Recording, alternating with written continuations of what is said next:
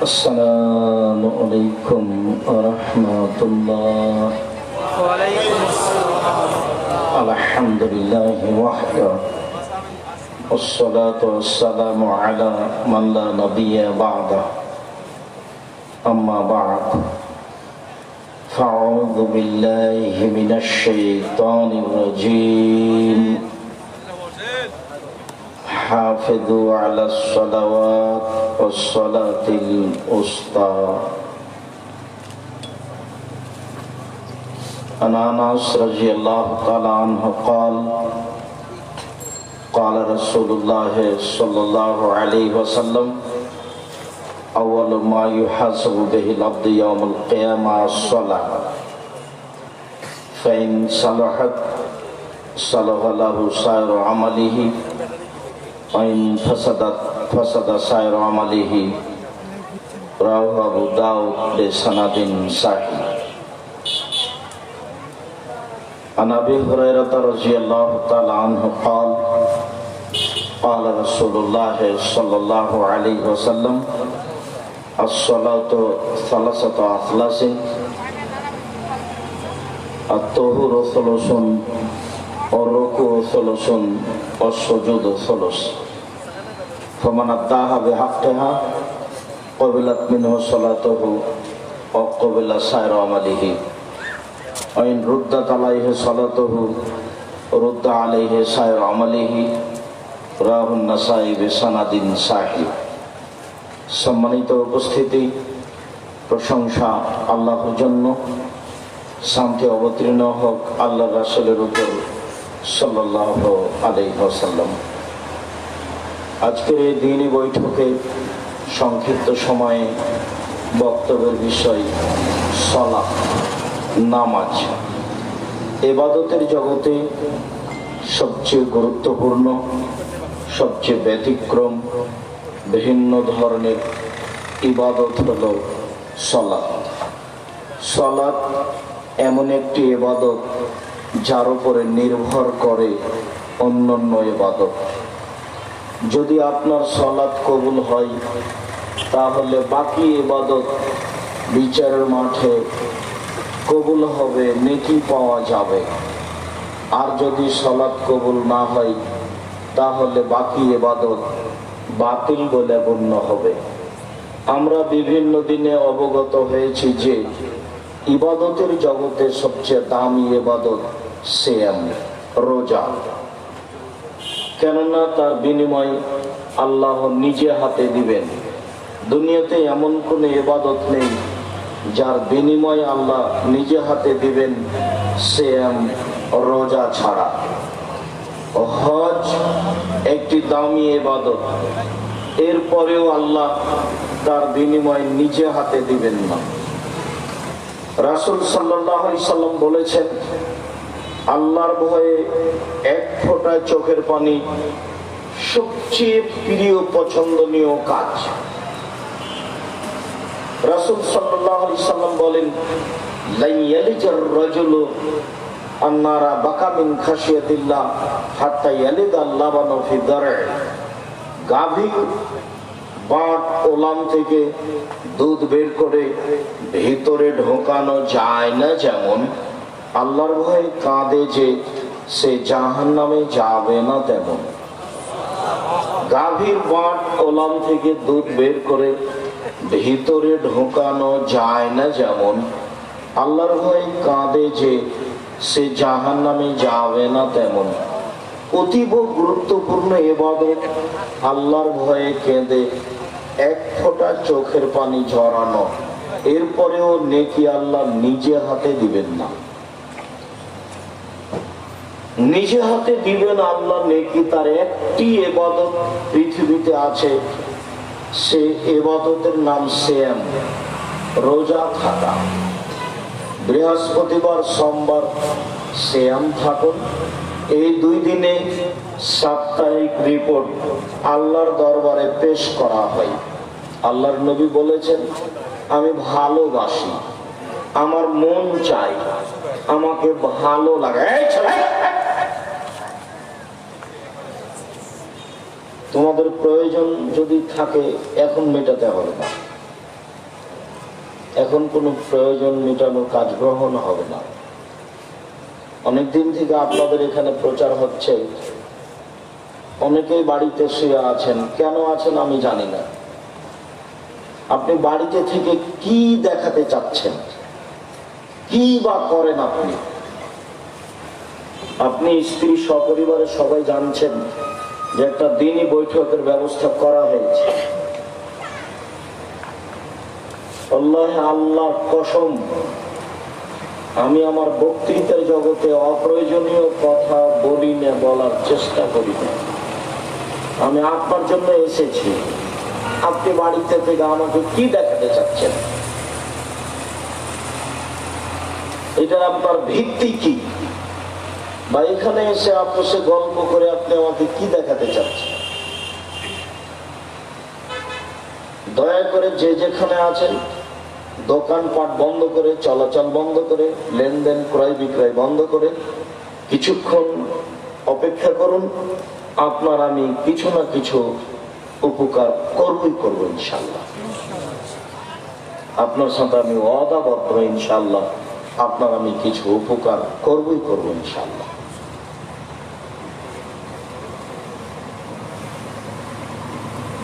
আমাদের নবী মুহাম্মদ সাল্লাল্লাহু আলাইহি সাল্লাম বৃহস্পতিবার সোমবার সিয়াম থেকে ভালোবাসতেন।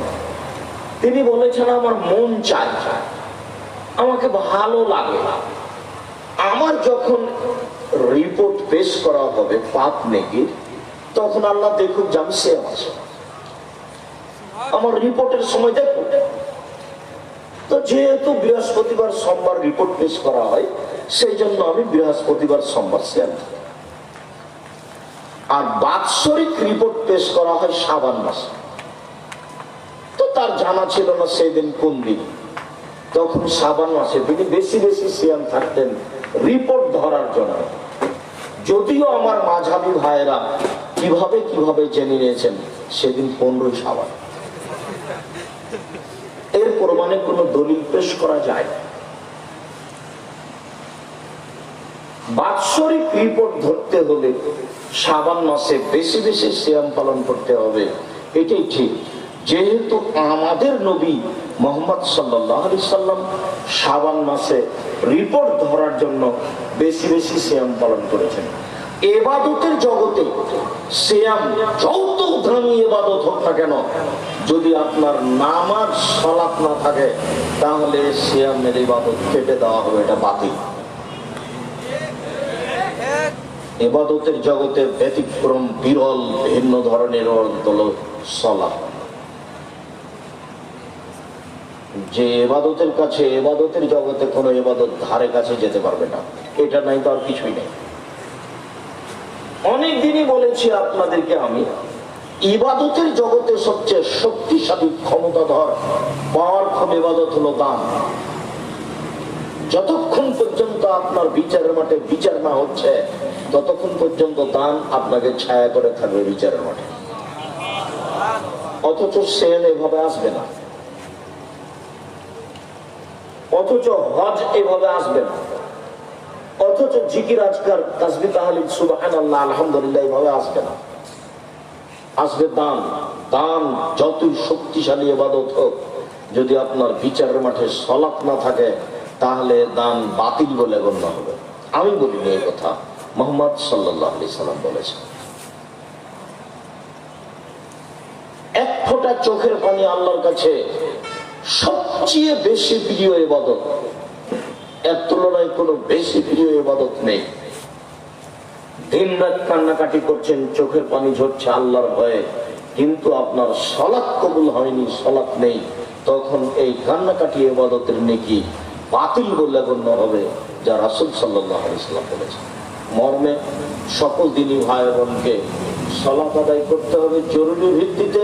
মর্মে আমরা সালাতের উপরে কিছু কথা বলতে চাচ্ছি। আবু হুরায়রা রাদিয়াল্লাহু তাআলা আনহু বলেন, রাসূল সাল্লাল্লাহু আলাইহি ওয়াসাল্লাম বলেছেন, আউয়ালু মা ইউহাসাবু বিল আবদি ইয়াউমাল কিয়ামাহ সালাহ। বিচারের মাঠে মানুষের যেটা প্রথম জিজ্ঞাসা হবে সেটা হলো সালাত। মানুষ হজ করবে, তার জিজ্ঞাসা। মানুষ দান খেরাত করবে তার জিজ্ঞাসা, মানুষ অন্যায় অবিচার করবে তার জিজ্ঞাসা, জোর করে অর্থ সম্পদ লুটে নেবে, জমি জায়গা দখল করবে তার জিজ্ঞাসা। সর্বপ্রথম যেটা জিজ্ঞাসা হবে সেটা হলো সালাত।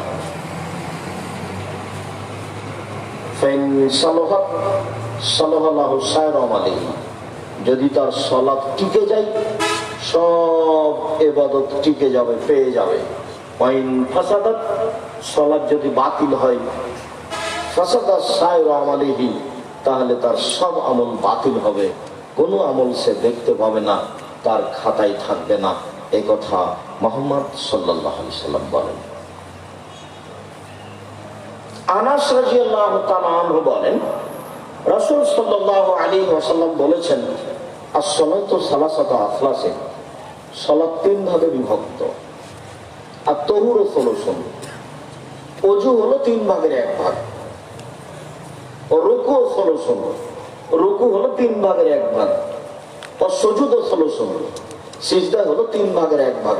তবে না তাহবে হাতে হাত, কেউ যদি এইগুলি ঠিক ঠিক আদায় করে, ওযু ঠিক মতো করে, রুকু ঠিক মতো করে, সিজদা ঠিক মতো করে, কবিলাত সালাতুহু ও কবিলাত সায়রু আমালিহি, তাহলে তার সালাত কবুল করা হবে, তার সব ইবাদত কবুল করা হবে।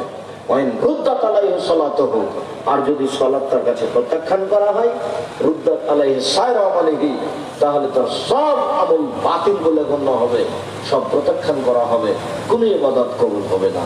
এই কথা মুহাম্মদ সাল্লাল্লাহু আলাইহি সাল্লাম বলেন। সম্মানিত দিনী ভাই বোন, আমরা আপনাদেরকে আন্তরিকভাবে জোরালো অনুরোধ জানাচ্ছি যে মানুষের জীবনে সবচেয়ে গুরুত্বপূর্ণ কাজ হলো সালাত, নামাজ। মানুষের জীবনে এর চেয়ে কোনো গুরুত্বপূর্ণ কাজ পৃথিবীতে নেই। সেটা বাপ মায়ের সেবা হোক, সেটা কোরআন তেলাওয়াত হোক, সেটা তাসবিহ তাহলিল হোক, সেটা জিকির আজকার হোক, সেটা হজ করা হোক, সেটা দান খেরাত হোক, সেটা মানুষের সেবা করা হোক, পৃথিবীতে এমন কোনো ইবাদত নেই যেটা সালাতের মতো হতে পারে। সালাত এক আশ্চর্য বিরল ভিন্ন ধরনের ইবাদত, যার তুলনা পৃথিবীতে নেই। এইটা আছে তো বাকি ইবাদত আছে, এইটা নেই তো কিছুই নেই।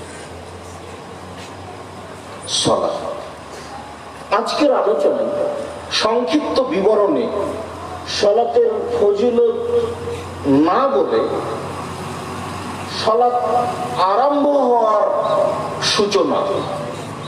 সালাত আরম্ভ করতে হলে ওযু করতে হয়, ওযু করতে গেলে পেশাব পায়খানার প্রয়োজন হয়, পেশাব পায়খানায় যাবেন, ঢোকার সময়তে বা পেশাব পায়খানায় ঢুকে, টয়লেটে ঢুকে বসার সময় বলবেন।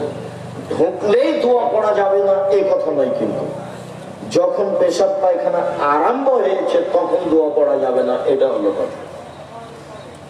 ঢুকে গেছেন আর বলা যাবে না, এইটা নয়।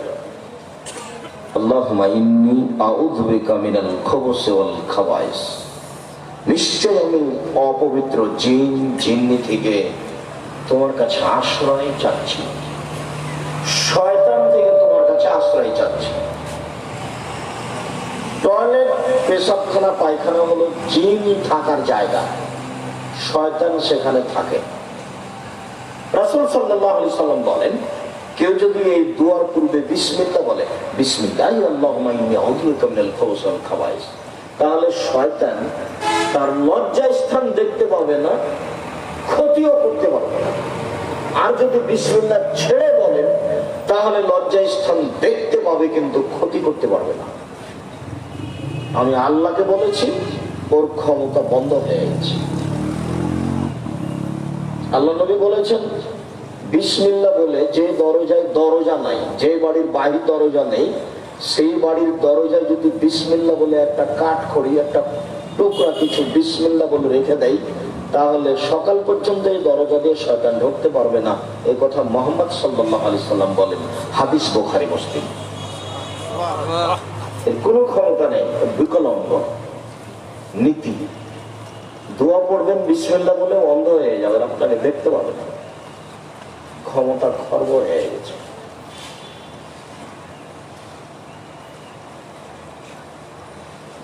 পেশাব পায়খানা থেকে বের হয়ে আসছেন, পবিত্রতার বিবরণ আমরা লকডাউনকে লক্ষ্য করে দীর্ঘদিন ধরে পবিত্রতার বিবরণ দিয়েছি। আসলে করোনা ভাইরাস যদি জীবাণু হয় তাহলে মাস্ক পরে এটা ঠেকানো যাবে কিনা? ধর্মের ইসলামের পবিত্রতা এক অবাক পবিত্রতা, আশ্চর্য। ঘুম থেকে উঠে আপনি হাতটা পানিতে ডুবাতে পাবেন না। ঘুম থেকে হাতটা আগে ভালো করে পরিষ্কার করে ধুইতে হবে, কবজি পর্যন্ত। কি হয়েছে যে আমি আগে ধুইব, ব্যাপারটা কি? এরপরে আপনি অজু শুরু করলেন, অজু শুরু করলেন তখন আপনি কবজি পর্যন্ত 3 বার ধুইবেন। তার মানে কবজি পর্যন্ত 3 বার ধৌত না করলে এই হাতটা মুখে পানি দেওয়ার উপযুক্ত হয়নি। একটু পরে তো কোণে পর্যন্ত ধোবই, তখন ধুইলে হাত ধোয়া পড়বে না, কবজি ধোয়া পড়বে না। যখন আমি কোণে পর্যন্ত হাত ধৌত করব তখন কবজি পর্যন্ত ধোয়া পড়বে কিনা? তা আগেই কবজি পর্যন্ত ধুইলাম কেন? তাহলে ধর্মের কোনো বেকার কাজ করা হয় নাকি?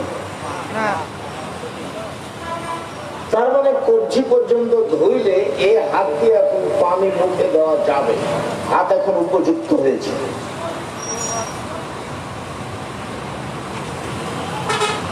করোনা ভাইরাস থেকে বাঁচার জন্য মাস্ক পরলে তো একটা থেকে হিতে বিপরীত হবে, সেরে খেয়ে যাবে। এ রক্ষা করতে পারে? রাসূল সাল্লাল্লাহু আলাইহি সাল্লাম একদিন বলছেন, লা ইউদি শাইউন শাইআ, কোনো কিছুকে অতিক্রম করতে পারে না। লা ইউদি শাইউন শাইআ, রোগ জীবনে একজনের কাছ থেকে আরেকজনের কাছে যেতে পারে না। লা ইউদি শাইউন শাইআ, রোগ জীবনে একজনের কাছ থেকে আরেকজনের কাছে যেতে পারে না। তখন একজন পল্লীর মানুষ দাঁড়ায় বলছে, জি যাই। একটা উটকে চুলকানি খাওয়া হলে বাকি সব উটকে হয়ে যায়। তখন আল্লাহ রাসূল বলেন, এই মানাজরা বালাওয়ালা, প্রথমটাকে কিভাবে হলো বলো? একটা থেকে যে আরেকটা চলে যায় তো প্রথমটা কিভাবে হলো? তো সাহাবা আর কিছু বলছেন না। তখন রাসূল সাল্লাল্লাহু আলাইহি সাল্লাম বলছেন, শোনো, ইন্নাল্লাহা খালাকাল খালকা, ইন্নাল্লাহা খালাকা কুল্লা নাফসিন ওয়া কাতাবা হায়াতাহা ওয়া মাউতাহা ওয়া রিজকাহা ওয়া মাসাইবাহা। আল্লাহ প্রত্যেকটা প্রাণীকে সৃষ্টি করেছেন। সৃষ্টি করার সময় তার মরণ, তার জীবন, তার রুজি, তার বিপদ আপদ, রোগ ব্যাধি লিখে দিয়েছেন। সেই দিন যদি আপনার করোনা লিখা থাকে আর আজকে যদি আপনি পাথরের মধ্যে ঢুকে থাকেন, করোনা ভাইরাস আপনাকে ধরবেই। হাদিস যেভাবে এসেছে, আমি আব্দুর রাজ্জাক বিন ইউসুফ ওইভাবে বিশ্বাস করে আছি। আপনাকে করোনা ভাইরাস ধরেছে, আমি আব্দুর রাজ্জাক বিন ইউসুফ আপনার গাটা আমি সারাদিন বোলাতে পারি। দেখতে পারেন, আল্লাহে আল্লাহর কসম, আল্লাহে আল্লাহর কসম, আল্লাহে আল্লাহর কসম, আপনার গায়ে হাত বোলাতে গিয়ে যদি করোনা আমাকে ধরে, আমি বলবো না আপনার কারণে হয়েছে, আমি বলবো সেদিন লিখা ছিল এই জন্য। মাস্ক সবসময় পরেন, সালাতে মাস্ক করতে গেলেন কেন? সালাতে তো মাস্ক পরা নিষেধ।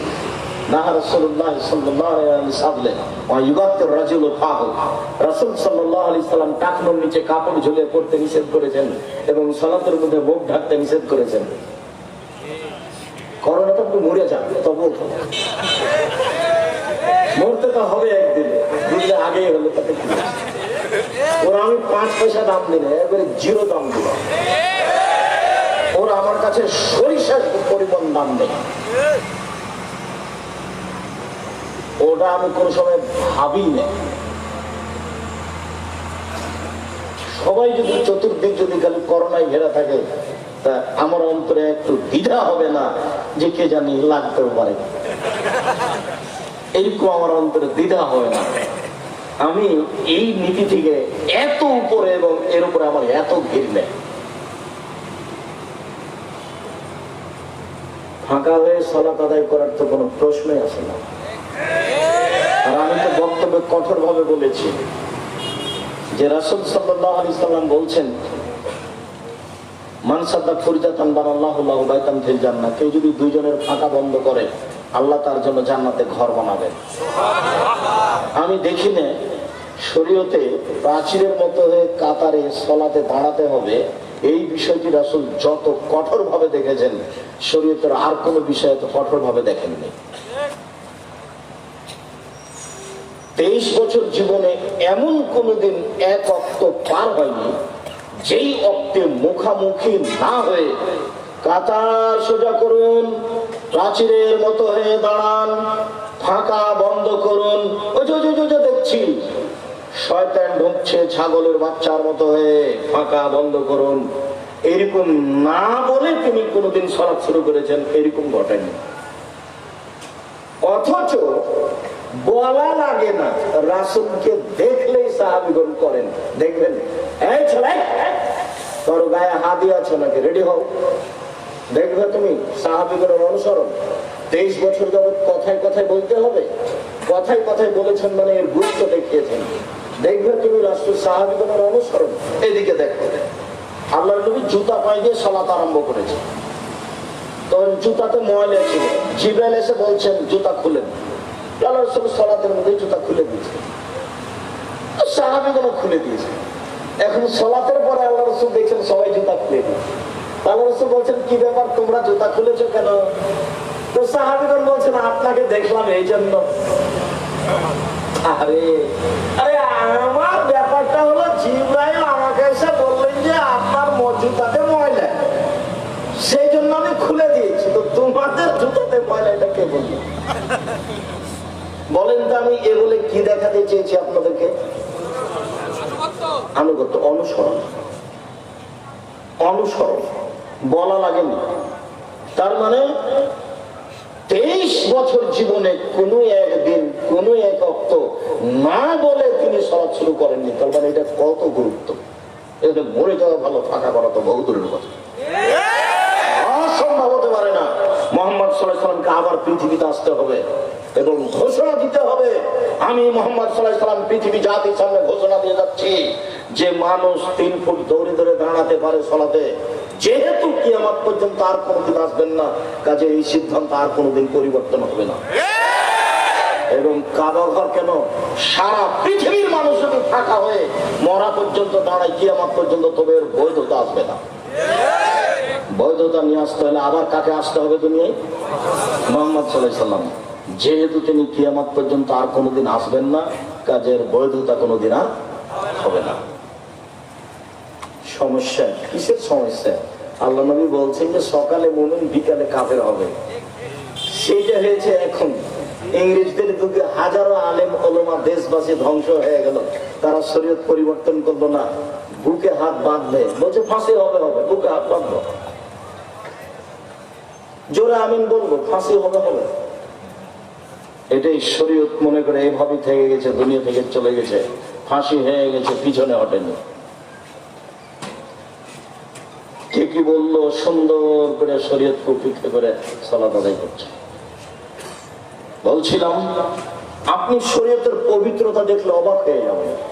আমি সেই কথা আজকে বিস্তারিত আলোচনা করছি না, আপনারা এমনিতে দেখতে পারেন অনলাইন আল ইতেশাম টিভি। একবারে করোনা বা লকডাউন থেকে শুরু করে দীর্ঘদিন যাবত এই বিষয়ে আমাদের আলোচনা চলেছে। এখন তারই জের ধরে সালাতের উপরে আলোচনা চলছে। আপনারা জুমার দিনে উপস্থিত হবেন জামিয়া সালাত ডাঙ্গিপাড়া বাইতুল হাম জামে মসজিদে। আপনাদের সামনে বিষয়ে বিস্তারিত বিবরণ নীতিগতভাবে দেওয়া হবে, হবে ইনশাআল্লাহ। বলছিলাম ওযু।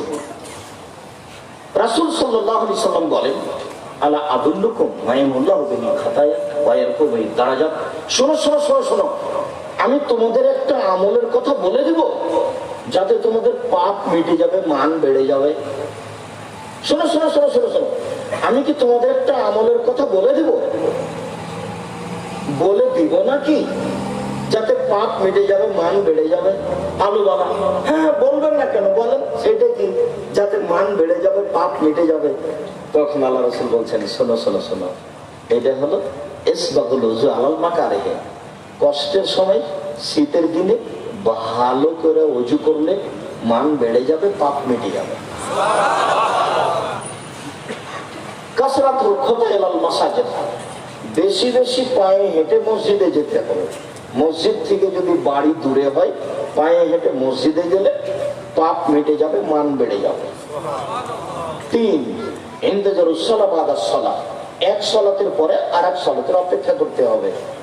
জোহর পড়েছি কখন আসর হবে, জোহর পড়েছি কখন আসর হবে, এক সালাতের পরে আরেক সালাতের অপেক্ষা করলে মান বেড়ে যাবে, পাপ মিটে যাবে। মনে থাকবে না মনে হয়? আরেকটা কথা বলে আমরা এখান থেকে আগাবো।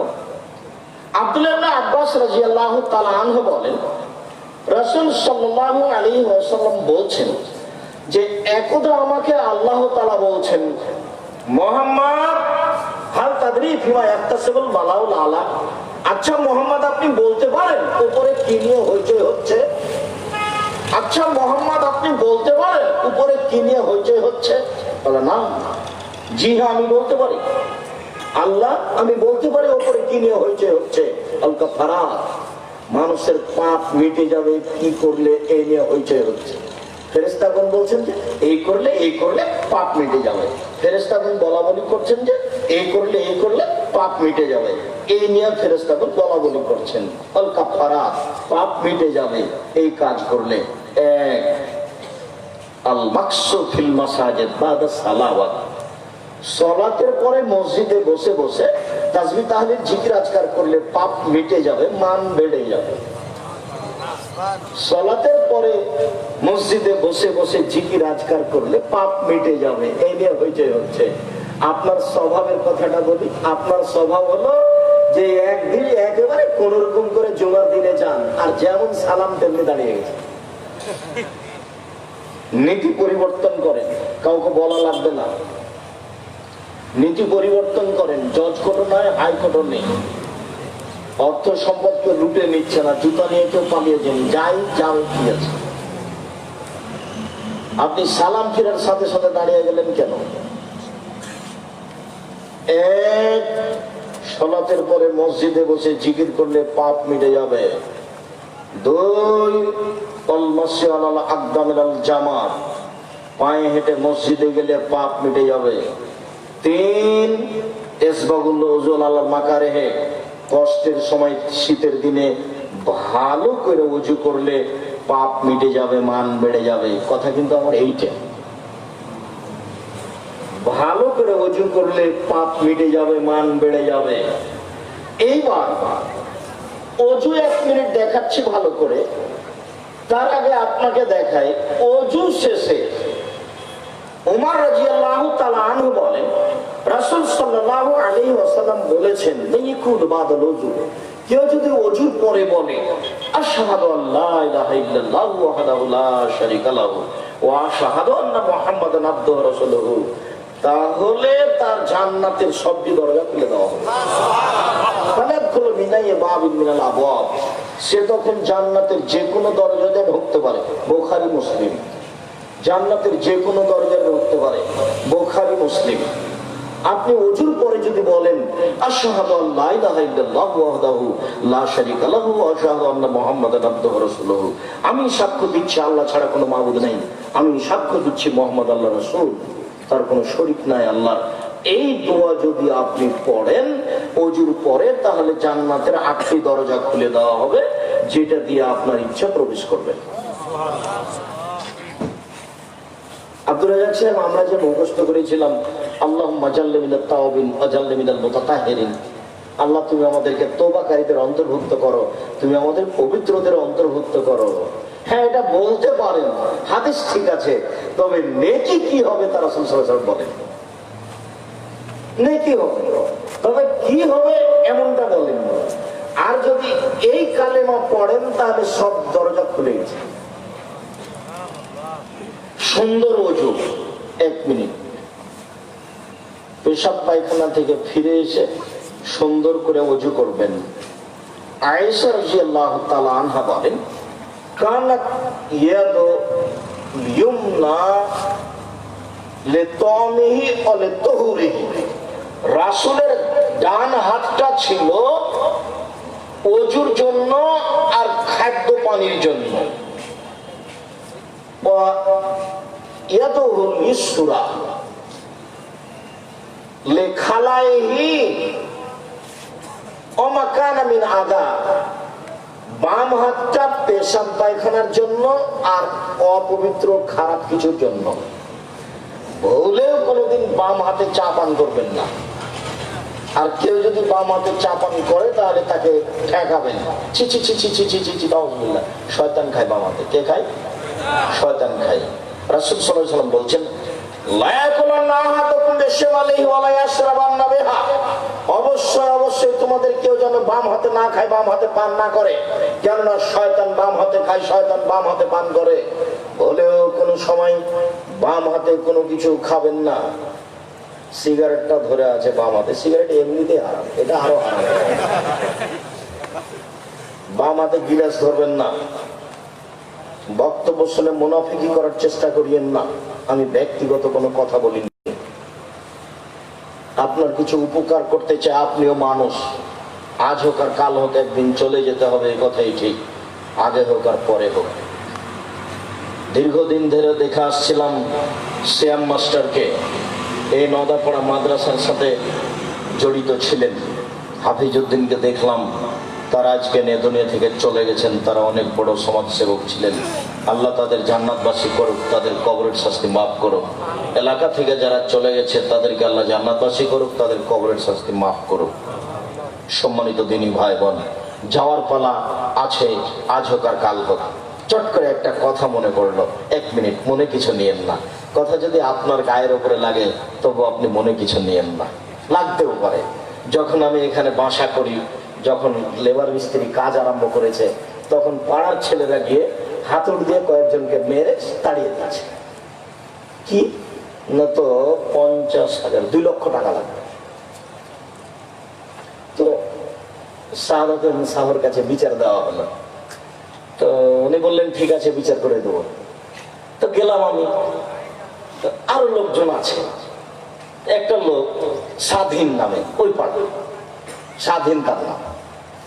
তো খুব জোরে চিল্লাচিল্লি করছে, বলছে যে হ্যাঁ আপনি যারা কাজ করবে তাদেরকে বলে লেবার মিস্ত্রি নেননি, এরকম কিছু বলছে। অনেক লোকজন আছে। ইতিমধ্যে মুকশেদ মন্ডল লাভ দিয়ে উঠে বলছেন, তো কিসের বিচার নেই, যাই এখানে কোনো বিচার নেই। তো শাহাদাত সাহু তার মুখের উপরে কিছুই বললেন না, একেবারে কিছুই না, চুপ হয়ে থেকে গেলেন। বৈঠক ভেঙে গেল, সবাই চলে গেল। আমাকে বলে পাঠানো হলো যে ওনাকে কাজ করতে বলবেন, কোনো সমস্যা নেই। ঠিকই পরের দিন লেবার মিস্ত্রি কাজ করছে, কোনো সমস্যা নেই। তো মুকশেদ মন্ডল নেই, এটা হলো মূল কথা। চলে গেছেন, যাওয়ার পালা আছেই, আজ হোক আর কাল হোক। কাজে কথাকে উপেক্ষা করে কোনো লাভ নেই। কথাকে উপেক্ষা করে করবেন কি হবে? এমন কিছুই না। ভুলেও কোনোদিন বাম হাতে খাদ্য পানি ব্যবহার করবেন না। কাউকে দেখলেই নিষেধ করবেন, ছি ছি ছি ছি, বাম হাতে শয়তান খাই। ও কষ্ট পায়, তাকে তিতা লাগুক আর মিঠা লাগুক, তাতে আসে যায় না। বিমানবন্দরে ঢুকে বসে আছি, তো একটা লোক এসে বলছে, চট করে সালাম দিয়ে কথা বলছে। কথা একটু নরম করে বললে হয় না? আমি বলছি যে আমি তো নরম করে বলতে পারি না, নরম করে বলি না, তার ফলাফল ভালো নয়, এই জন্য। তো বলছে যে নরম করে বললেও তো হয়। তখন আমি বললাম যে আল্লাহ মাফ করুক, এখন বিমানবন্দরে যে লোকগুলো বসে আছে, যদি জরিপ করা হয় যে কার কথা মেনে চলে মানুষ বেশি, আমি যদি প্রথম না হয়ে আমি জাতির সামনে কথা বলবো না। তখন চট করে বলছে আমিও আপনার কথা মেনে চলি। তো অনেকদিন থেকে ভাবছিলাম কোনোদিন দেখা হলে বলবো যে একটু নরম করে বললেও তো হয়। নরম করে বললে হবে না, বক্তব্যের গতি এটা নয়। এই যা খাতাবা, যখন আল্লাহ রাসূল বক্তব্য দিতেন, অহমারা তাই না হতো, তার দুই চোখ লাল হয়ে যেত, অস্তাদা গাজাব হতো, রাগ বেশি হয়ে যেত, ওয়ালা শব্দ হতো, তার কণ্ঠ উঁচু হয়ে যেত, কান মনোযোগ যায়, যেন তিনি সৈন্য দলকে ধমক দেখাচ্ছেন, এই করতে হবে সেই করতে হবে। এটা যেন তার বক্তব্যের গতি, যেখান দিয়ে যাবে কেটে ছিঁড়ে চলে যাবে 20 বছর পরে, যেন মনে থাকে। তার নাম বক্তব্য। সে পক্ষে থেকে আর বিপক্ষে থাকে, সে বিপক্ষে থেকে তো বুঝেছে, বিপক্ষে আছে মানে কথা বুঝেছে। আপনি কথা উল্টে ধরলে আমার আসে যায় না, আমি ওই হিসাব করি না। মক্কা মদিনায় যদি কিয়ামত পর্যন্ত মানুষ ফাঁকা হয়ে দাঁড়ায়, তবু আমি আব্দুর রাজ্জাক বিন ইউসুফ আমার হায়াতের বৈধতার কথা দেব না। সারা দুনিয়া তো বহু দূরের কথা। এবং আমি তখন কোরআন হাদিস আমার সাথে থাকবে না এই কথা আমি বলবো না, আমি বলবো আমার সাথে কোরআন হাদিস আছে, এই কথা আমি বলবো। আমি তো কোনো বিপদেই পড়িনি, বিপদে পড়লেই ভুল পথে যাব এরকম অনুমোদন আছে কিনা, বিপদেই পড়লাম না তার আগে শরীয়তের সাথে এত কিছু আচরণ, ধর্ম পাগল হয়ে গেছে। ধর্ম রাজশাহী চাঁপাইনবাবগঞ্জের হাওয়াই লাড্ডু, ধন্যবাদ লাড্ডু হয়ে চায়স্ক কালে, ধর্ম পাগল হয়ে গেছে। মোহাম্মদ সাল্লাল্লাহু আলাইহি সাল্লামের নীতি কি পৈতৃকের ধর্ম দেখাচ্ছে। শুনুন সম্মানিত দিনী ভাই বোন, ভুলেও কোনোদিন খাওয়ার জন্য, পবিত্রতার জন্য বাম হাত ব্যবহার করবেন না। এসব পায়খানায় বাম হাত ব্যবহার করবেন, শয়তান বাম হাতে খায়। সুন্দর করে ওযু হয়েছে, দোয়া পড়েছি, এইবার সালাত। ওই দিকের আলোচনাটা লম্বা করলাম না, এইখানে একটু আলোচনা করে যাব। সেই জন্য আল্লাহু আকবার বলে সালাতে দাঁড়াতে হবে। আবু হুরায়রা রাদিয়াল্লাহু তাআলা আনহু বলেন, কানা নবী সাল্লাল্লাহু আলাইহি সাল্লাম ইফতাতিহু ইসকুতু বাদ তাকবীরে বাইনা তাকবীরে ওয়া বাইনাল কিরাতে ইসকাতাতান। আল্লাহ রাসূল আল্লাহু আকবার বলার পরে কিছুক্ষণ থেমে থাকতেন। আল্লাহু আকবার বলার পরে কিছুক্ষণ থেমে থাকতেন। তা আমি বললাম, আল্লাহর নবী, আমার পিতামাতা আপনার জন্য উৎসর্গ হোক, আপনি থেমে চুপ থেকে কি বলেন? আপনি যে চুপ থাকেন তো আপনি কি বলেন? তখন আল্লাহ রাসূল বলছেন, আকুলু, আমি বলি, আল্লাহুম্মা বা'id বাইনি ওয়া বাইনা খাতায়ায়া কামা বা'আদতা বাইনাল মাশরিক ওয়াল মাগরিব। হে আল্লাহ, তুমি আমাকে আর আমার পাপকে অত দূরত্বে করে দাও, আমার মাঝে আর আমার পাপের মাঝে এত দূরত্ব করো, পূর্ব এবং পশ্চিম একটা থেকে আর একটা যত দূরত্বে রয়েছে, মানে পাপ যেন আমার ধারে কাছে না আসে। আল্লাহ নাক্কিনি মিনাল খাতায়া কামা ইয়ানাক্কাত ফাবুল আবিজু মিনাদ দানাস। হে আল্লাহ, তুমি আমাকে আমার পাপকে ধুইয়ে দাও ময়লা থেকে, যেমন ভাবে সাদা কাপড়কে ময়লা থেকে ধুয়ে পরিষ্কার করা হয়। আল্লাহ মাগসিল খাতায়া বিল মাই ওয়া সালজি ওয়াল বারাদ। হে আল্লাহ, তুমি আমার পাপ ধুইয়ে দাও ঠান্ডা পানি দিয়ে, তুষার দিয়ে, বরফ দিয়ে ধুয়ে পরিষ্কার করে দাও।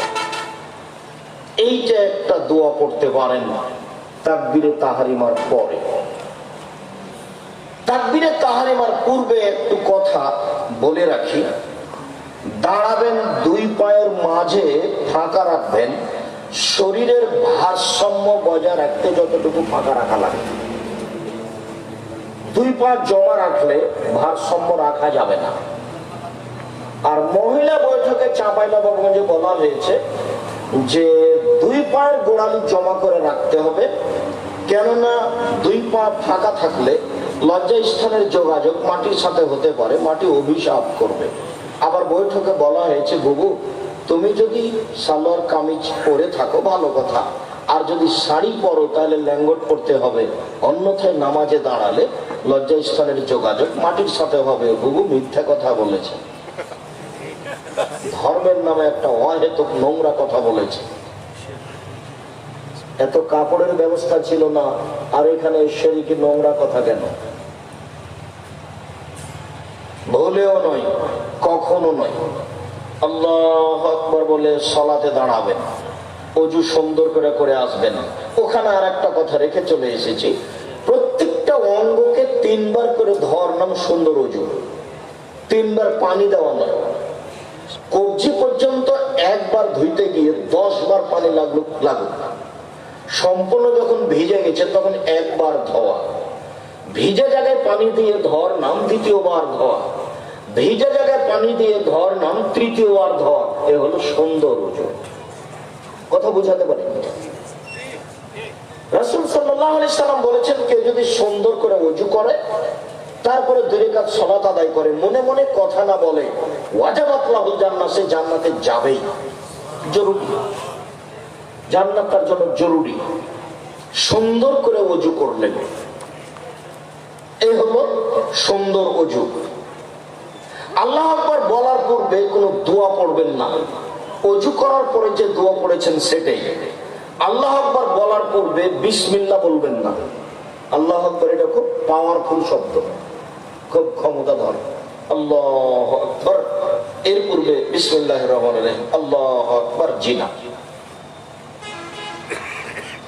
অজু করার সময় বিসমিল্লাহ বলবেন। যদি অজুর সময় বিসমিল্লাহ না বলেন তাহলে অজু হবে না, এই কথা রাসূল সাল্লাল্লাহু আলাইহি সাল্লাম বলেন।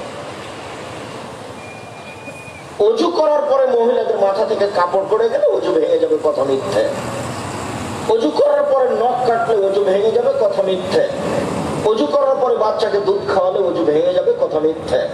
অজু করার পরে কুকুর ছুঁয়ে নিলে অজু ভেঙে যাবে, কথা মিথ্যে। অজু করার পরে অজু ভেঙে যায় না। কি করলে অজু ভাঙে? পেশাব করলে, কি করলে পায়খানা করলে, কি করলে বায়ু আসলে, কি করলে ঘুমিয়ে গেলে, কি করলে উটের গোস্ত খেলে। এছাড়া ঘেরা গোসলখানায় পরনে কাপড় নেই, খালি গায়ে গোসল করছেন, এরপর অজু ভেঙে যাবে না। লজ্জা স্থানে যদি হাত পড়ে অজু করা, গোসল করার সময়, তাহলে কি অজু ভাঙবে না? জিনা ভাঙবে না, পুরুষ নারীর কারো ভাঙবে না।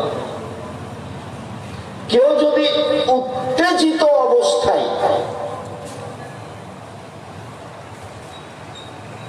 যৌন উত্তেজিত অবস্থায় পুরুষ বা নারী যদি এই বিশেষ অঙ্গে হাত লাগায় তাহলে অজু ভেঙে যাবে। তাছাড়া অজু ভাঙবে না, স্বাভাবিক গোসলে অজু ভাঙবে না। একাধিক সহিহ হাদিস আমরা সময়ে পেশ করেছি। অজুর ব্যাপারে গুরুত্বপূর্ণ কথা থেকে গেল। আল্লাহু আকবার বলে সালাত আরম্ভ করবেন, তবে হাত উঠাবেন কাঁধ পর্যন্ত। কিছু হাদিসে এসেছে কাঁধ সামনাসামনি, কিছু হাদিসে এসেছে কানের লতি সামনাসামনি, কিছু হাদিসে এসেছে কান সামনাসামনি। তাহলে কান সামনাসামনি, কানের লতি সামনাসামনি, কাঁধ সামনাসামনি।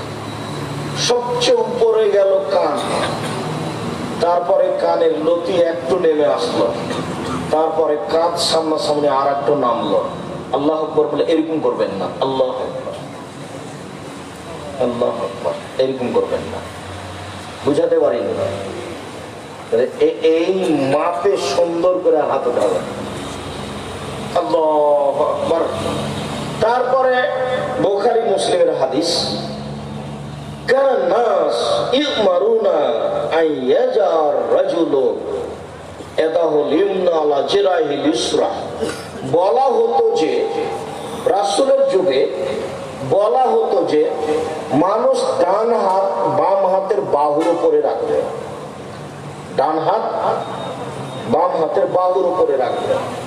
এবার ধরেন নাভির নিচে যেতে পারবে না। 3টি সহিহ হাদিস বুকের উপরে রাখা, কবজির উপরে কবজি। 4টি জয়ীফ হাদিস নাভির নিচে রাখা। নাভির নিচে রাখার কোনো হাদিস গ্রহণীয় নেই। বুকের উপরে রাখবেন, হাদিস সহিহ।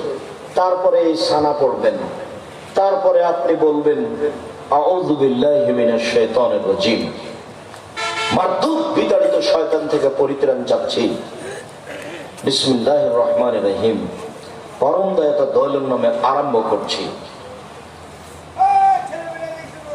আউযুবিল্লাহ বিসমিল্লাহর এখানে জরুরি কথা যে যদি কোরআন মাজিদের আয়াত আরম্ভ করেন তাহলে আউযুবিল্লাহ, আর যদি আয়াত বলতে কোরআন মাজিদের প্রথমে হয়, শুরুতে হয়, তাহলে আগে আউযুবিল্লাহ তারপর বিসমিল্লাহ। আবার ভালো করে মনে করবেন, প্রথমে শুরু করলেন আউযুবিল্লাহ বিসমিল্লাহ বলে সূরা ফাতিহা, তো এখন আউযুবিল্লাহ বিসমিল্লাহ দুটাই বলতে হবে। এখন আরেকটা সূরা শুরু করলেন সূরা ইখলাস, এখন বিসমিল্লাহ বলতে হবে। কিন্তু আরেকটা সূরার প্রথম থেকে শুরু না করে মধ্যে থেকে শুরু করলেন, তখন কি বিসমিল্লাহ বলবেন? জি না, সূরার মধ্যে শুরু করলে বিসমিল্লাহ বলা হবে না।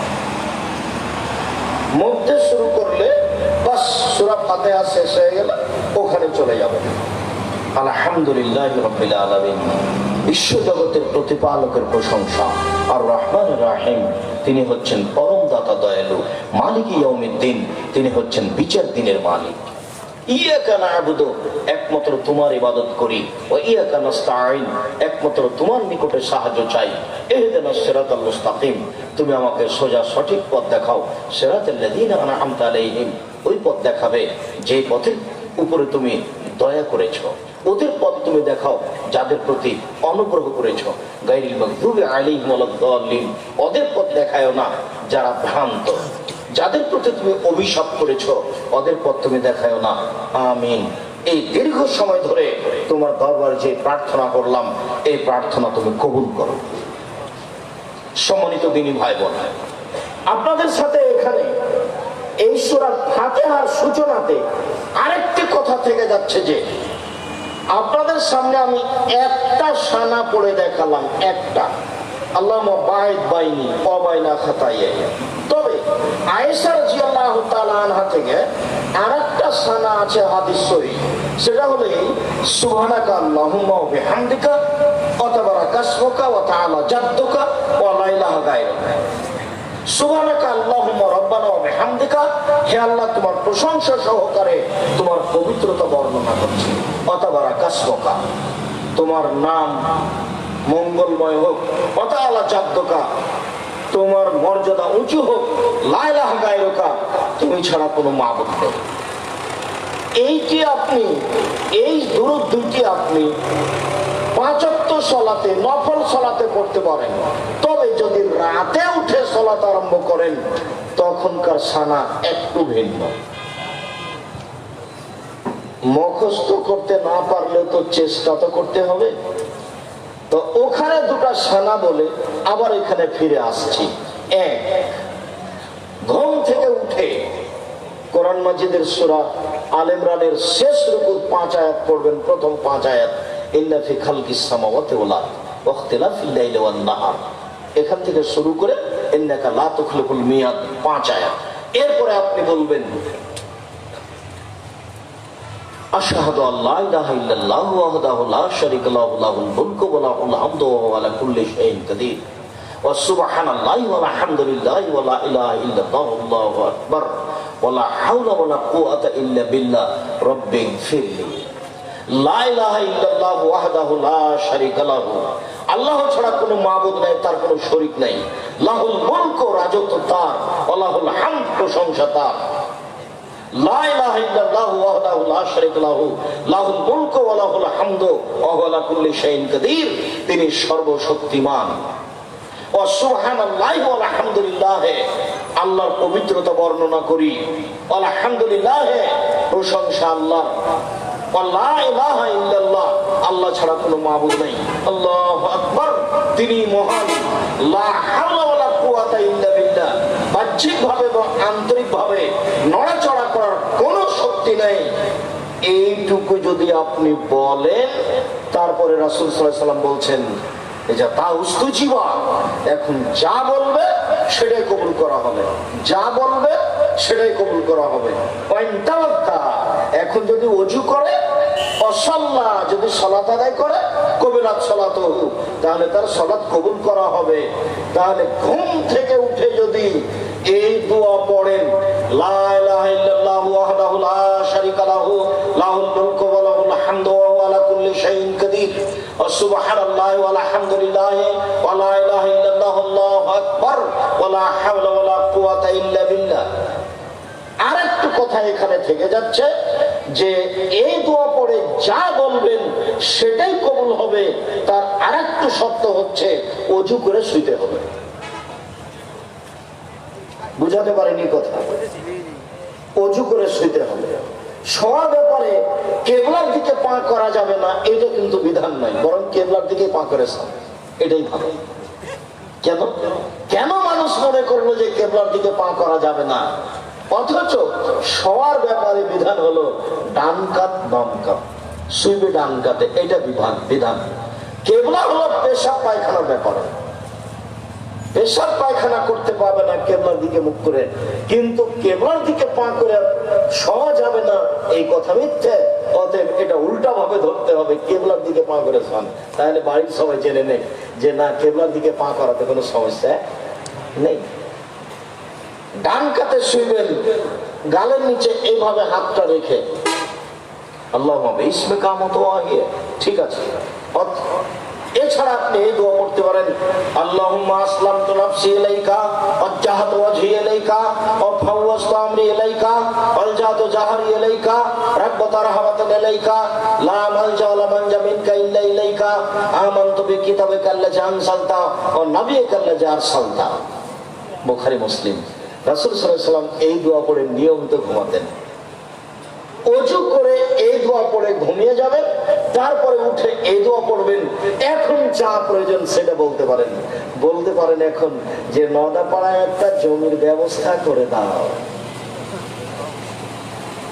বলতে পারেন যে একটা ভ্যানের ব্যবস্থা করে দাও, বলতে পারেন যে আমার ব্যবসায় এখন বরকত দাও।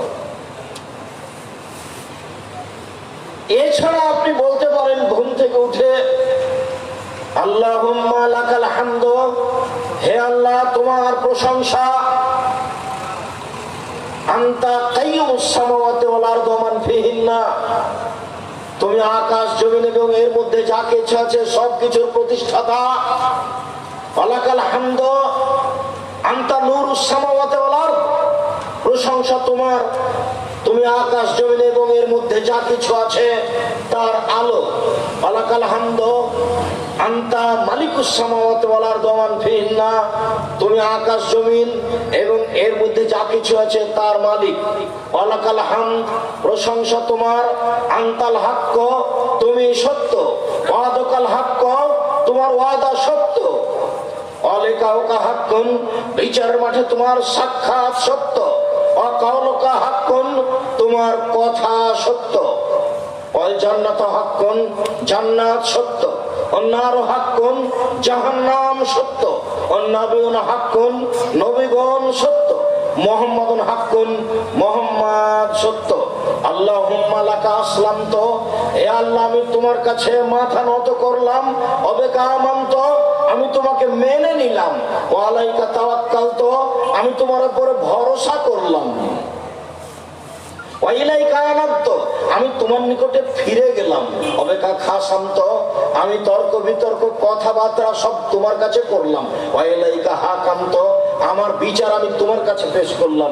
এত কিছু আমি তোমার কাছে করলাম, তুমি আমার একটা কথা শোনো, ফাগফিরলি, তুমি আমাকে ক্ষমা করো, মা কাদ্দামতু, যা আগে করেছি, ও মা আখারতু, যা পরে করেছি, ও মা আসরারতু, যা গোপনে করেছি, ও মা আলানতু, যা প্রকাশ্যে করেছি, ও মা আনতা আ'লামু বিহি মিন্নি, আমি তো জানি না, তুমি জানো আমি জীবনে কত পাপ করেছি, সব পাপ ক্ষমা করে দাও।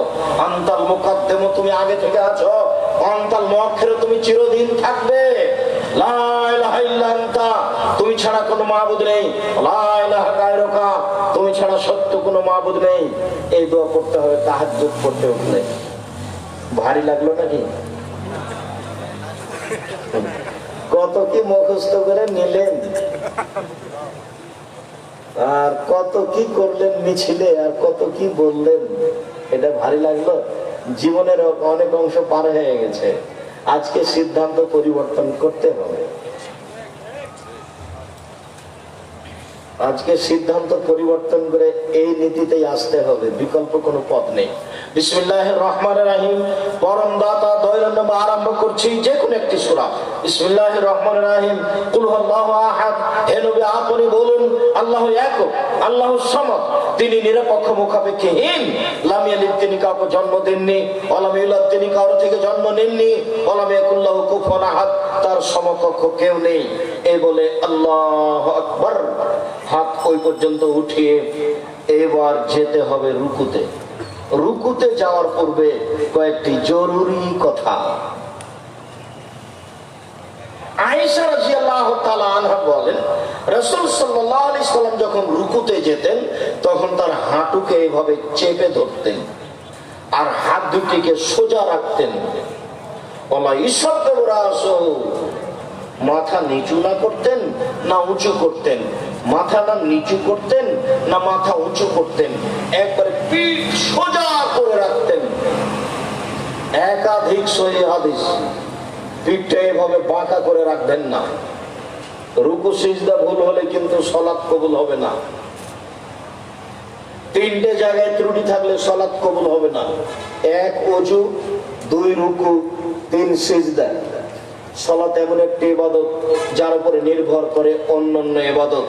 সালাত এমন একটি ইবাদত যার উপরে নির্ভর করে অন্যান্য ইবাদত। কোমর থেকে সামনের ওজন হাতের উপরে রেখে দিয়ে আপনি বলবেন সুবহান রাব্বিয়াল আযীম, উঁচু আল্লাহর পবিত্রতা বর্ণনা করছি। নইলে আপনি বলবেন সুবহানাকা আল্লাহুম্মা রাব্বানা ওয়া বিহামদিকা আল্লাহুম্মা ইগফিরলি, হে আল্লাহ তোমার প্রশংসা সহকারে পবিত্রতা বর্ণনা করছি, তুমি আমাকে ক্ষমা করো। নইলে আপনি বলবেন সুবহুন কুদ্দুসুন রব্বুল মালাইকাতুর রূহ, তুমি পাক, তুমি পবিত্র, তুমি ফেরেশতার প্রতিপালক, তুমি জিবরাইলের প্রতিপালক। নইলে আপনি বলবেন সুবহানা যিল জাবরুতি ওয়াল মালাকুতি ওয়াল কিবরিয়া ওয়াল আজমা। নইলে আপনি সুবহান রাব্বিয়াল আযীম বলতে থাকবেন, বলতে থাকবেন, বলতে থাকবেন।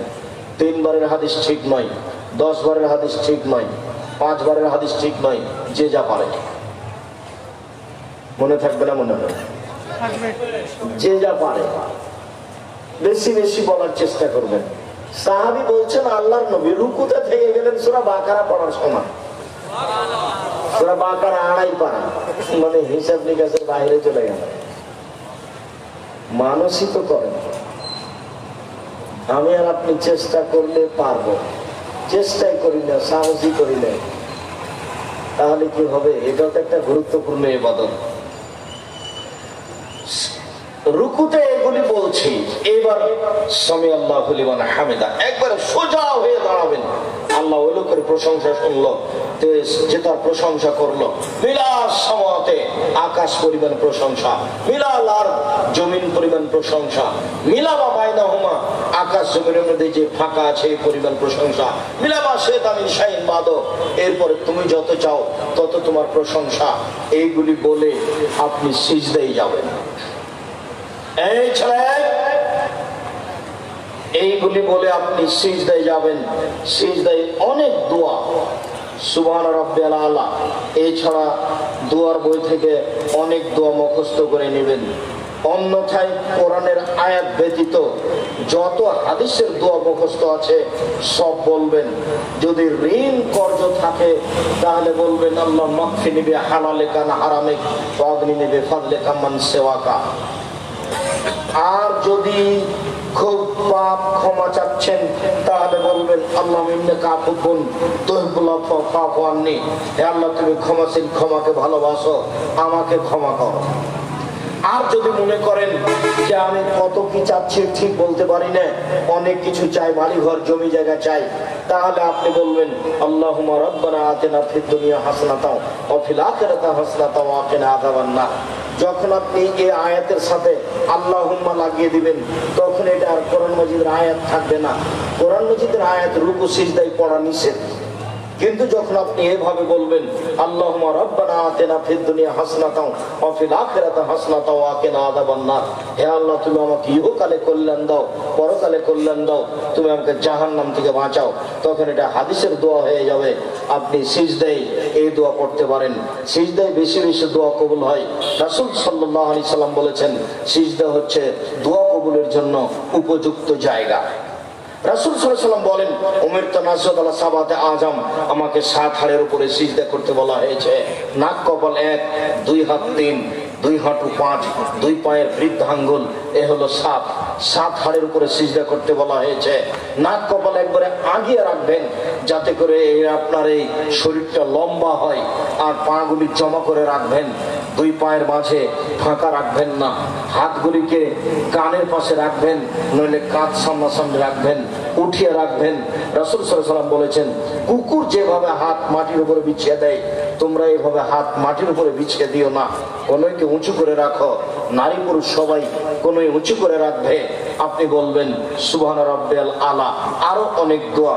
এরপরে আপনি উঠে আসেন আল্লাহুম্মা গফিরলি ওয়ারহামনি ওয়াহদিনি ওয়াফিনি ওয়ারযুকনি, হে আল্লাহ তুমি আমাকে খেতে দাও, আমাকে রুচি দাও, আমাকে বরকত দাও, আমাকে বেকায় দেয় ফেলো না। এরপরে আপনি আবার সিজদায় যাবেন, দোয়া পড়বেন যত দোয়া আপনার মুখস্থ আছে কোরআন মাজিদের আয়াত ব্যতীত।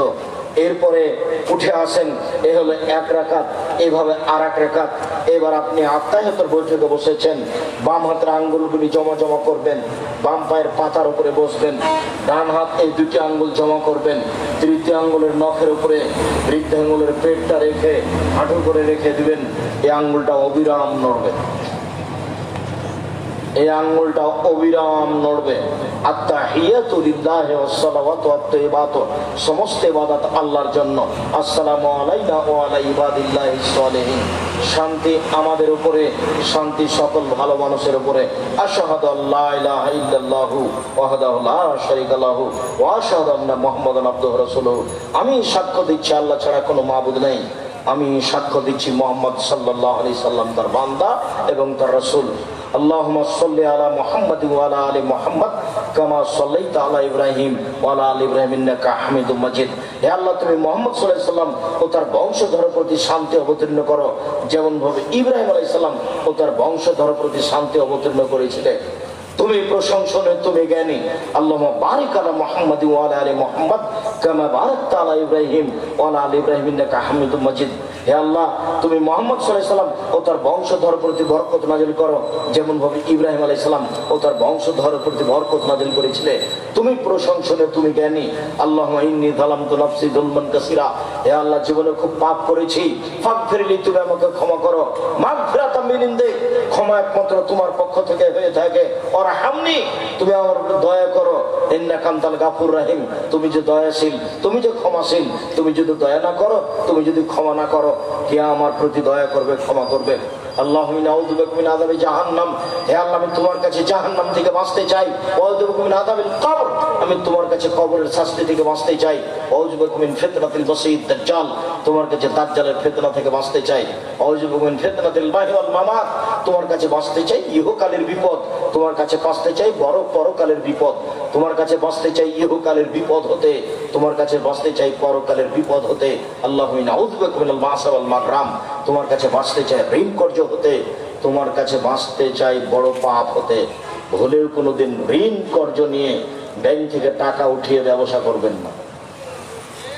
ব্যাংকে চাকরি করেন সেই জন্য লোন নিয়ে বাড়ি করেছেন, মরলেই বোঝা যাবে কাজ উলট পালট হয়ে গেছে। আল্লাহ রাসূল বললেন এই লোকের ঋণ আছে, জি আমি গেলাম, তোমরা জানাজা করো। যার ঋণ আছে তার জানাজা নেই। ভুলে কোনোদিন ঋণ নিয়ে জীবিকা নির্বাহ করার চেষ্টা করবেন না। আমি আপনাদের বহুদিন পরামর্শ দিয়েছি, এমন ভাবে ব্যবসা শুরু করেন 200 টাকা হলেই হবে। 200 টাকার ব্যবসায় দেশে আছে, আপনি কোটি টাকা দিয়ে ঋণ নিয়ে কাজ করতে যাবেন কেন? কথা চট করে এই কথাটাতে মনে পড়ে গেল। আব্দুল্লাহ যে কথা বললো যে রাজশাহীতে বোনকে জমি দেওয়া হয়, তো সেই লোক কি যেন ডক্টরেট করছে কি বিষয়ে, তো আমার কাছে আসলে এসে কিছু জিজ্ঞাসা করছে। তো জিজ্ঞাসার এক পর্যায়ে আমাকে বলছে যে আপনার আব্বা তো মারা গেছে। জি। তো জমি জায়গা, আমার আব্বাকে মাটি দেওয়ার পরে জমি জায়গা ভাগ করার পরে খেয়েছি। বলছে যে আমি এই কথাটা নোট করে নিলাম, এই কথাটা আপনার থেকে যাবে আমার বইয়ে, সেটা আপনার ব্যাপার।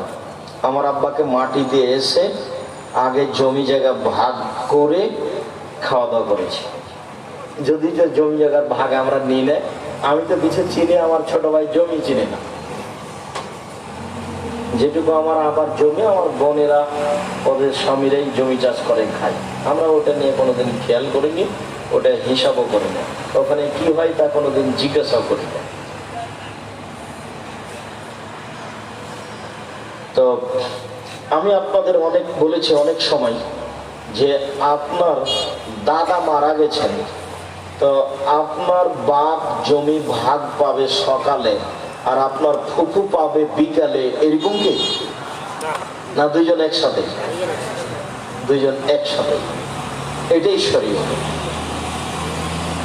এবং এটাই ভাবতে হবে। কারো হক মেরে খেয়ে এই জীবিকা নির্বাহ করে কোনো সফলতা আসবে না। জীবিকা নির্বাহের উপরে খুব সতর্ক হয়ে যায়। এইসব জীবিকা নির্বাহের প্রয়োজন নাই, যাতে অবৈধ উপার্জন আছে। মধ্যখানে আরেকটা জরুরি কথা থেকে গেল, জীবনে একটা কাজ কোনো সময় আপোষ করবেন না, সেটা হলো সালাত, নামাজ। একটু পরে পড়বো এই কথা জীবনে কোনোদিন বলবেন না। 2, হালাল রুজি জীবন বাজি রেখে হলেও করতে হবে। 3, কোরআন মাজিদ তেলাওয়াত করা। 4, দোকান পাটে বসে গল্প জমাবেন না। এই 4টা কথা মনে রাখবেন। আমি সালাতের শেষের দিকে আসছি, তবে আপনাকে আমি জরুরি অনুরোধ করে সালাতের সাথে সাথে এই 4টা কথা মনে রাখার জন্য অনুরোধ জানাচ্ছি। 1, 5 ওয়াক্ত সালাতের সাথে কোনো সময় আপোষ করবেন না, ছেলে মেয়ে বউ বেটি সবাই। 2, হালাল রুজি। 3, কোরআন তেলাওয়াত। 4, দোকানপাটে বসে গল্প। দোকান বসবেন, ওখানে টিভি চলছে, জীবনটা একেবারে 16 আনায় মিছে। আর ছেলে মেয়েকে এত মোবাইল ব্যবহার করতে দিবেন না, এগুলো সব বন্ধ করতে হবে। সমাজের জাতির ছেলে মেয়ের চরিত্র আপনার সহযোগিতায় ধ্বংস হয়ে যাচ্ছে, এটা আপনাকে খুব ভালোভাবে খেয়াল করতে হবে আহাল পরিবারের উপরে। আর মুসলিম বোন, আমি আপনাকে অনুরোধ জানিয়ে বলছি, আপনি গভীর রাত মনে করে হয়তো বা কষ্ট পাচ্ছেন বা চলে গেছেন, আপনার জন্য জান্নাতের সব দরজা খোলা। এইদিকে দেখেন 4টা কাজ করতে পারলে, 1, 5 ওয়াক্ত সালাত আদায় করবেন। 2, রমজান মাসে সিয়াম পালন করবেন। 3, স্বামীকে মেনে চলবেন, তিতা লাগলেও মিঠা লাগলেও। স্বামীকে মেনে চলতে হবে, এই কথাই ঠিক, তিতা লাগলেও মিঠা লাগলেও। 4, জেনায় লিপ্ত হবেন না। যদি কোনোদিন দুর্ঘটনা হয়ে গিয়েও থাকে তাহলে তওবা করেন, ভালো পথ ফিরে আসতে পারবেন, ভালো পথে ফিরে আসতে পারবেন ইনশাআল্লাহ। 4টা কাজ থেকে বিরত থাকেন, 4টা কাজ করেন, জান্নাতের সব দরজা খোলা। 1, 5 ওয়াক্ত সালাত আদায় করবেন। 2, রমজান মাসের সিয়াম পালন করবেন। 3, স্বামীকে মেনে চলবেন, তিতা লাগলেও মিঠা লাগলেও। অনেক সময় স্বামীকে মেনে চলা যায় না, তার মুখের গালি, তার অকথ্য ভাষা অনেক কষ্ট দেয়, যার কারণে মনটা খুব কষ্ট পায়। 1 গিলাস পানি চাইলে গিলাসটা নিয়ে সামনে গিয়ে একবারে ঠেকনা দিয়ে রেখে দেওয়া হয়। সেটা যাই হোক, যেহেতু এর সাথে সংসার করছেন, কাজেই স্বামীকে মেনেই চলতে হবে, যতই খারাপ লাগুক। আমার আর আপনার কিছু করার নেই, রাসূল সাল্লাল্লাহু আলাইহি ওয়াসাল্লাম এইভাবেই বলেছেন। 4, জেনায় লিপ্ত হবেন না, জান্নাতের সব দরজা খোলা। আপনাকে আরো একটু অনুরোধ করে যাচ্ছি, জরুরি প্রয়োজন ছাড়া বাড়ির বাইরে যায়েন না। জরুরি প্রয়োজন ছাড়া বাড়ির বাইরে যায়েন না। বাড়ির বাইরে গিয়ে নিজের মান সম্মান রক্ষা করা যাবে না। কোনো মহিলা বাড়ির বাইরে গিয়ে তার মান সম্মান রক্ষা করতে পারে না। কোনো মহিলা পয়সা উপার্জন করে, চাকরি বাকরি করে মান সম্মান রক্ষা করতে পারে না। যেদিন মোহাম্মদ সাল্লাল্লাহু আলাইহি সাল্লাম বিদায় হজের ভাষণে, ওই আরাফার মাঠে বিদায় হজের ভাষণে তিনি বললেন, পৃথিবীর মানুষ, হে পুরুষ মানুষ, তোমরা শুনে রাখো, তোমাদের আমি সতর্ক করছি মহিলাদের ব্যাপারে। পৃথিবীর মানুষ, আমি তোমাদেরকে সতর্ক করছি মহিলাদের ব্যাপারে। এক, তোমরা আল্লাহর সাথে ওয়াদা করে মহিলাদেরকে বাড়িতে নিয়ে এসেছ। দুই, তোমরা মোহর দিব বলে তাদেরকে হালাল করেছ। তিন, রুজির দায়িত্বে তোমরা। চার, কাপড়ের দায়িত্বে তোমরা, ভরণ পোষণের দায়িত্বে তোমরা। তাহলে স্বামী তার উপার্জনের জিম্মেদারি পালন করবে, এই কথাই ঠিক। আপনি উপার্জন করে সংসারের সমস্যা ঘটাবেন, এই সংসার সুখময় শান্তিপূর্ণ হতে পারে না। যেখানে গন্ডগোল আছে, হইচই আছে, মারামারি আছে, মুখ কথা কাটাকাটি আছে, সেটা সংসার নয়। আল্লাহ তাআলা বলছেন, আমি মহিলাদেরকে সৃষ্টি করেছি যাতে করে তাদের স্বামীরা তাদের কাছে শান্তি তৃপ্তি পায়। যদি আপনাদের দুজনের মাঝে তর্ক বিতর্ক হয়, যদি সবসময় কথা কাটাকাটি হয়, তাহলে সেখানে শান্তি আছে কি আর তৃপ্তি আছে কি? কথাই কথায় যদি ঝগড়া হয়, তাহলে সেখানে শান্তি আছে কি আর তৃপ্তি আছে কি?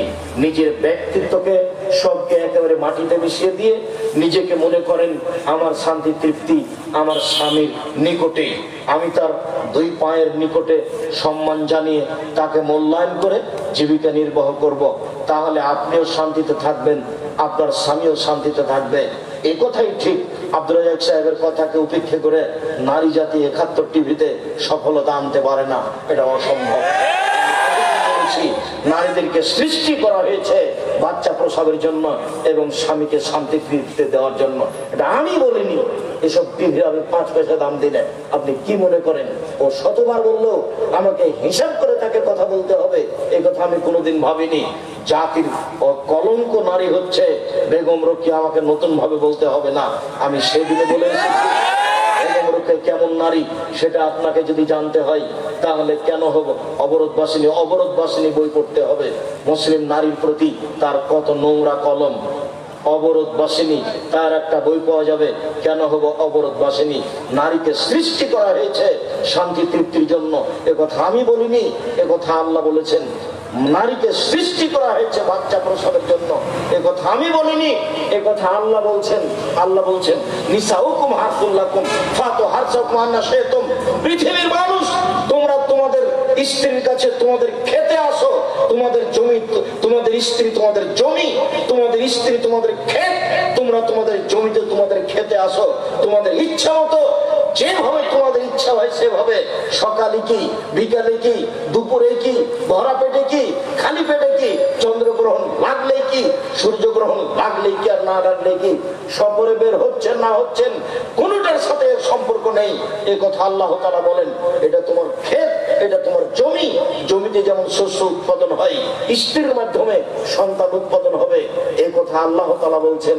স্ত্রীকে সৃষ্টি করা হয়েছে সন্তান উৎপাদনের জন্য, স্ত্রীকে মহিলাকে সৃষ্টি করা হয়েছে স্বামীকে শান্তি তৃপ্তি দেওয়ার জন্য।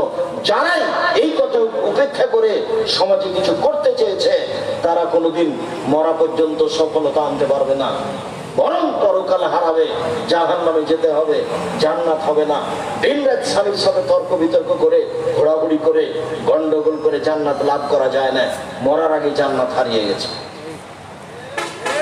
অনেক কষ্ট করে পয়সা উপার্জন করলেন, সংসারও করলেন, ছেঁকড়া বেকড়া করে কি করে, আর পরকালে জাহান্নাম যেতে হলো। তাহলে আপনি সফলতা কি করলেন? সম্মানিত দিনী বোন, আমি আপনাদের অনুরোধ জানাচ্ছি, জরুরি প্রয়োজন ছাড়া বাড়ির বাইরে যাবেন না। কেন আপনাকে হাটে যাওয়া প্রয়োজন হচ্ছে? কেন আপনার বাজারে যাওয়া প্রয়োজন হচ্ছে? আমাদের তো সংসার চলে, কই আমাদের তো কোনোদিন হাটে বাজারে যাওয়া প্রয়োজন হয়নি। আমি 97 সাল থেকে এখানে আছি, আমি নদাপাড়ায় কোনোদিন চায়ের স্টলে বসিনি, কোনো দোকানে বসা আমার প্রমাণ নেই। কই আমার দিন তো চলছে, আটকে নেই তো। আমরা তো কোনোদিন হাটে বাজারে যাই না, আমাদের বাড়ি থেকে কোনো সময় হাটে বাজারে যায় না। আমাদের বাড়ির মহিলারা কোনোদিন বাজার থেকে কোনো জিনিস কেনা প্রয়োজন মনে করে না। আমরা তো বেঁচে আছি, দেশে আছি তো, চলছে তো। নিজে হাট বাজার করলেন, পাপ উপার্জন করলেন, আবার স্বামীর সাথে ভালো সংসার করতে পারলেন না, তো কি হলো তাহলে? কোনটা হলো? ইহকালো গেল, পরকালো গেল। মর্মে সকল দিনই ভাই বোনকে বিষয়টি জোরালো ভাবে দেখার জন্য অনুরোধ জানাচ্ছি। আর আপনাকে বলছি, আপনি মুখটা খারাপ করবেন না, কথায় কথায় স্ত্রীকে গালি দিয়েন না। শুধু 24 ঘন্টা মোবাইল যদি খোলা থাকে, তাহলে আমার মনে হয় যে শতকরা 30-40% খালি এইটাই ফতোয়া যে ও রাগ করে স্বামীকে তালাক, স্ত্রীকে তালাক দিয়েছে।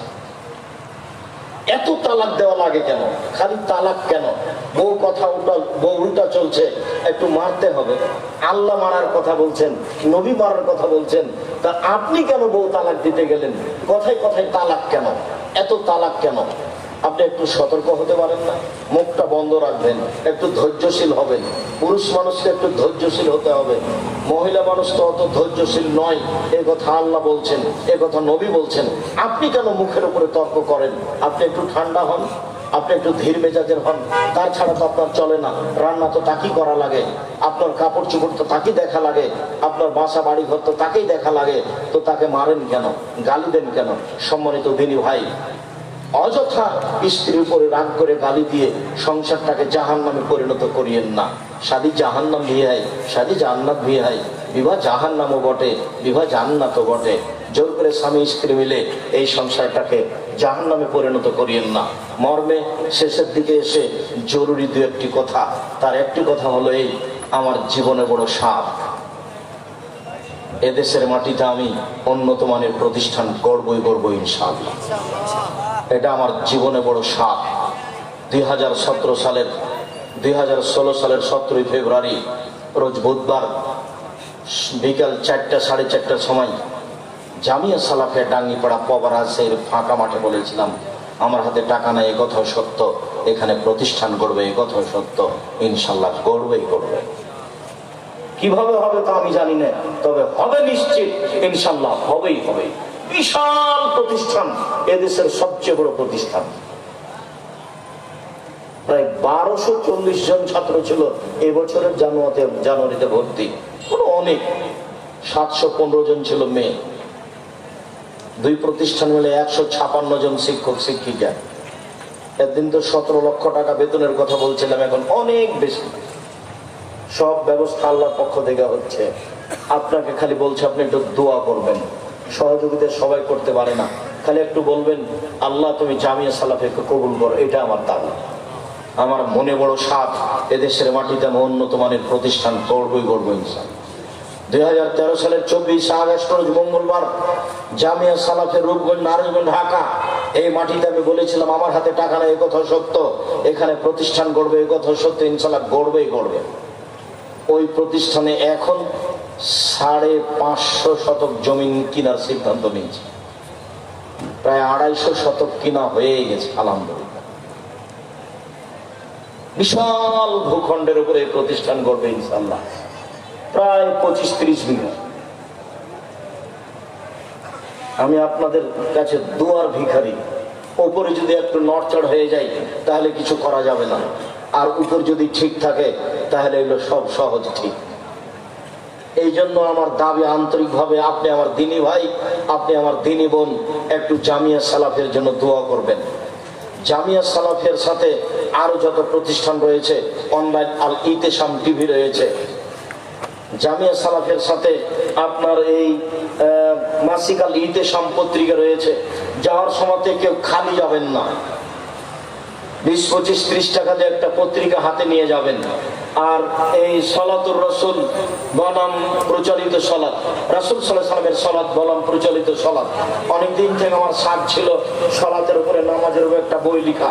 আমরা সম্ভবপর সুন্দর করে উপযুক্ত ভাবে বের করার চেষ্টা করেছি। সলাত রাসূল সহ আর আব্দুল্লাহ তো মিন্নাতুল বাড়ি আছে। আর দোয়াগুলি তো আপনি দোয়ার বই পাবেন, যত বই আপনি স্টেজে দেখছেন। বিশেষভাবে পত্রিকা মাসিক আল ইতেশাম বইগুলি সংগ্রহ করার অনুরোধ রেখে সকল দিনী ভাই বোনকে 5 ওয়াক্ত সালাতের প্রতি গুরুত্ব